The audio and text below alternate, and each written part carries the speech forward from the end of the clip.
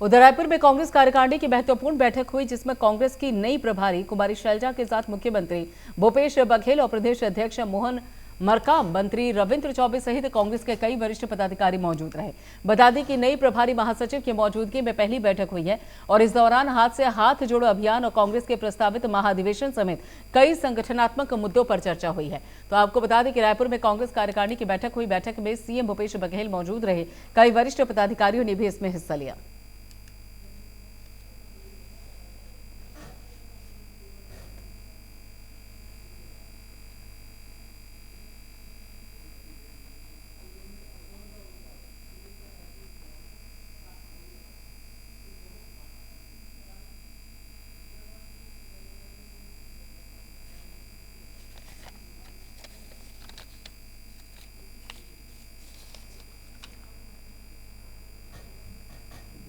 छत्तीसगढ़ में आरक्षण संशोधन विधेयक का मुद्दा गरमाया हुआ है। आरक्षण मुद्दे को लेकर राज्य सरकार और राजभवन के बीच में सीधा टकराव देखा जा रहा है।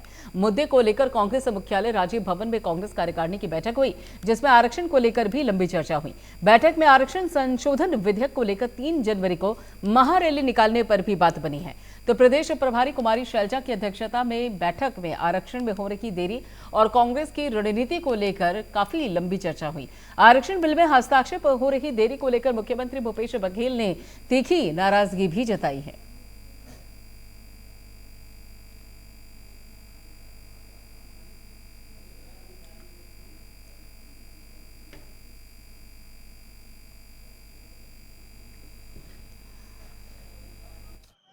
उसके बारे में उन्होंने निर्देश किया है। साथ ही जो आरक्षण का मामला है, जिस प्रकार से राज्यपाल जी लगातार टालने का बहाना ढूंढ रही है।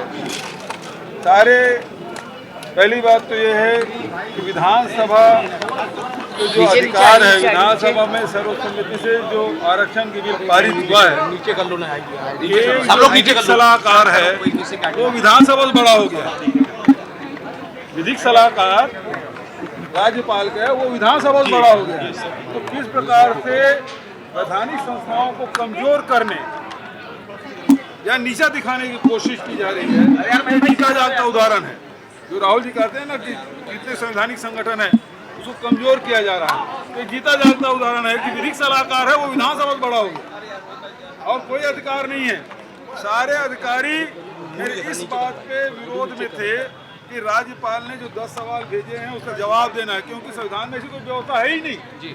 फिर भी मैंने राज्यपाल की जीत को ध्यान में रखते हुए छत्तीसगढ़ के 3.25 करोड़ जनता जो आरक्षण में, चाहे ईडब्ल्यूएस हो, पिछड़े वर्ग हो, अनुसूचित जाति हो, जनजाति, सबके लिए तो वो लागू हो जाए और कम से कम इसका जो ईगो है वो सेटिस्फाई हो जाए, इसलिए मैंने जवाब दिया। लेकिन अब फिर से वो बहाना ढूंढे, परीक्षण कराऊंगी। मतलब विधानसभा से बड़े हो गए वो विधिक सलाहकार। हम तो विधिक सलाहकार को पकड़ लेते, फिर तो कौन है भाई, वही खोजना पड़ेगा। वो विधिक सलाहकार कौन है जो विधानसभा से बड़ा हो गया। जो काम यदि परीक्षण करना है तो वो कोर्ट परीक्षण करती है, हाई कोर्ट है, सुप्रीम कोर्ट है, वो काम वो विधिक सलाहकार करे और इसी कारण से रुक रहा है। ये बेहद दुर्भाग्यजनक है। सर, महारैली निकाल रहे हैं और इसलिए प्रदेश कांग्रेस कमेटी ने तय किया है कि 3 जनवरी को एक बड़ी रैली प्रदेश कांग्रेस कमेटी के नेतृत्व में यहाँ निकाला जाएगा। छत्तीसगढ़ में ऑनलाइन सट्टे पर पुलिस की लगातार कार्रवाई जारी है, लेकिन इसके बावजूद सटोरिये ऑनलाइन सट्टा खिलाने वाली वेबसाइट का सोशल मीडिया पर प्रमोशन कर रहे हैं, जिसके बाद प्रमोशन का एक वीडियो भी सामने आया है जो सोशल मीडिया पर तेजी से वायरल हो रहा है। वीडियो में रायपुर के बाबू कैमानी ने गुजानंद ऑनलाइन सट्टा बुक का प्रमोशन किया और वहीं पर वीडियो सामने आने के बाद पुलिस ने मामले को लेकर कार्रवाई में जुट गई है। इंस्टाग्राम के माध्यम से एक वीडियो मिला है जिस पर गजानंद बुक, जो कि महाराष्ट्र से ऑपरेट होता है, ऑनलाइन गैम्बलिंग वेबसाइट है, उसे प्रमोट करने का एक वीडियो वायरल हो रहा है, जिस पे वो प्रमोट करने वाला कोई बाबू खेमानी नामक व्यक्ति है जो कि रायपुर के ही रहने वाले हैं। तो रायपुर पुलिस के द्वारा उसकी पता तलाश की जा रही है। फिर उनका पता चलने पर उनसे पूछताछ भी की जाएगी कि उन्होंने किसके बोलने पर यह वीडियो जो अपलोड किया है, उसके बाद उस पर आगे की कार्रवाई की जाएगी। ऑनलाइन सटोरियों पर रायपुर पुलिस की कार्रवाई लगातार जारी है और जिस प्रकार क्लू मिल रहे हैं उसके आधार पर जानकारियां जुटाकर पुलिस कार्रवाई को अंजाम दे रही है। वहीं पुलिस ने कार्रवाई करते हुए 18 सटोरियों को रायपुर पुलिस ने दिल्ली से गिरफ्तार किया और सभी आरोपी महादेव ऑनलाइन बुकिंग MPID के माध्यम से ऑनलाइन सट्टा का संचालन कर रहे थे। और आपको बता दें कि 2 सटोरियों को रायपुर के थानागंज और गोला बाजार थाना क्षेत्र में पकड़ा गया था और जिसमें पूछताछ के आधार पर दिल्ली में बैठे 16 सटोरियों को इंटरस्टेट ऑपरेशन चलाकर गिरफ्तार किया गया। सटोरियों का कब्जे से पुलिस ने 7 लैपटॉप 28 मोबाइल फोन बरामद किए हैं। करने के बाद समीर खान नामक व्यक्ति को जो है गिरफ्तार किया गया था और उसे पूछताछ में बताया कि वो दिल्ली में बैठे हुए लोगों के लिए जो है यहाँ पर ऑनलाइन गैम्बलिंग चलाने का काम कर रहा है। जिसकी सूचना पर जो है एक टीम दिल्ली रवाना की गई थी और हमारी एक टीम पहले से भी दिल्ली में मौजूद थी जो दूसरे केस में वहाँ पर काम कर रही थी।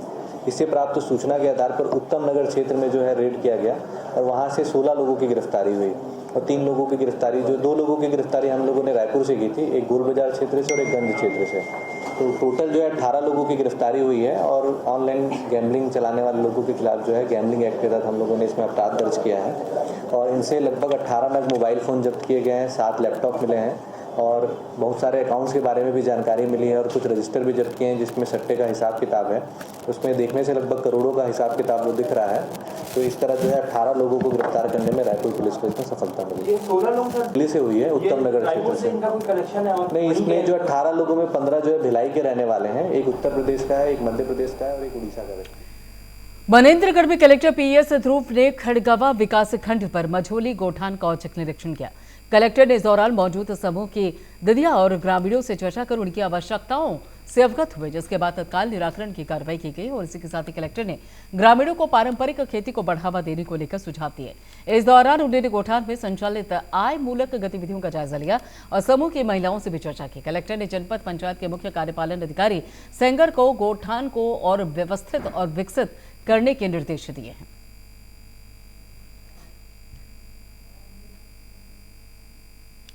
मझोली गोठान के निरीक्षण के दौरान गोठान के रास्ते एक मझोली के किसान को अपने कंधे पर कोदो का बोझा लाद कर लाते हुए देखा। मैंने गाड़ी रोक करके उनके पास गया, किसान से कोदो के उपज के बारे में बातचीत की। उनके द्वारा बताया गया कि 1 हेक्टेयर शासन के द्वारा मुझे वन अधिकार पट्टा दिया गया है, उसमें 1 एकड़ में डाढ़ किस्म के भूमि पर मैंने कोदो की खेती किया है और उसकी फसल को काट करके मैं अपने खलिहान में ले जा रहा हूँ। किसान के द्वारा कोदो का फसल लिए जाने पर मेरे द्वारा उन्हें समर्थन मूल्य पर बेचने का अपील किया गया और किसान को मेरे द्वारा समझाइश दिया गया कि कोदो का समर्थन मूल्य शासन द्वारा 3000 रुपया प्रति क्विंटल रखा गया है, बिचौलियों से न बेचे। कोदो का अच्छा है, इसके खाएं, इसके सेहत अच्छा रहता है, इसमें रासायनिक उर्वरक का उपयोग कम होता है और उर्वरक डालना है तो हमारे जो समिति द्वारा, गोठान समिति के द्वारा, समूहों के द्वारा जो वर्मी कंपोस्ट उत्पादित किया जा रहा है उस खाद का उपयोग करें। उधर रायपुर में छत्तीसगढ़ भी राजधानी रायपुर में बीजेपी के शासनकाल में बने स्काई वॉक की जांच EOW और ACB करेंगे और ये फैसला राज्य शासन ने लिया। आधिकारिक तौर पर दी गई जानकारी में बताया गया है कि राज्य शासन की ओर से स्काई वॉक निर्माण प्रकरण में प्रथम दृष्टया अनियमितता पाए जाने पर इसकी जांच का मामला ACB और साथ ही EW को सौंपने का निर्णय लिया गया। बताया गया कि 77 करोड़ की परियोजना का जानबूझकर 2 बार में प्राक्कलन तैयार किया गया ताकि PFIC से मंजूरी की आवश्यकता न रहे। तो यहाँ पर आपको बता दें कि PFIC के माध्यम से किसी भी परियोजना के जनहित के संबंध में परीक्षण किया जाता है, जो कि स्काई वॉक निर्माण प्रकरण में नहीं किया गया। इस पर मुख्यमंत्री भूपेश बघेल ने तंज कसते हुए कहा कि उनको जांच में सहयोग देना चाहिए, क्योंकि जब ED द्वारा मुझसे पूछताछ की जा रही थी तब भाजपा के लोग कहते थे कि सहयोग करना चाहिए। अब उसमें जो सारे तथ्य हैं उसके परीक्षण करेंगे और उसमें कार्रवाई होगी। ठीक सर। मतलब अभी जांच भी नहीं शुरू हुई है और तुरंत फंसाया है और मुझे कहा जा रहा था कि ED सहयोग करो, भाषा बदल गई तुरंत खुद के ऊपर आने पर। अब सहयोग करें, मतलब पर उपदेश कुशल बहुत है रे।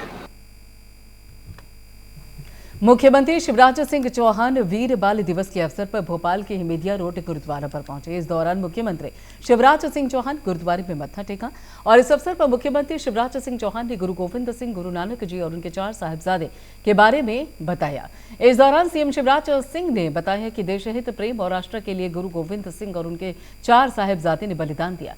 इस दौरान सीएम शिवराज सिंह एक्शन में भी नजर आए। सीएम ने गुरुद्वारे के पास बने होटल्स को बंद करने के आदेश दिए। बता दें कि गुरुद्वारा कमेटी ने सीएम से पास में बने हुए होटल राजदूत को बंद करने की मांग की थी।